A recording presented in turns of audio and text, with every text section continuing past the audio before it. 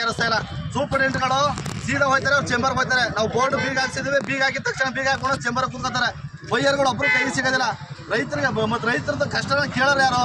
ಈಗ ಒಂದು ಬೇಲ್ಗೆ 142 ರೂಪಾಯಿ ರೇಟ್ ಹಾಕಿ ಸರ್ ಯಾಕೆ ಸರ್ ಎಷ್ಟು ರೇಟ್ ಹಾಕ್ತಿದ್ರೆ ನಾವು ಅದಕ್ಕೆ ಆಗ 170 ರೂಪಾಯಿ 270 ರೂಪಾಯಿ ಅದೇ ಯಾಕೆ ಥರ ಫಿಟ್ಟಿಂಗ್ ಮಾಡಿದ್ರದ?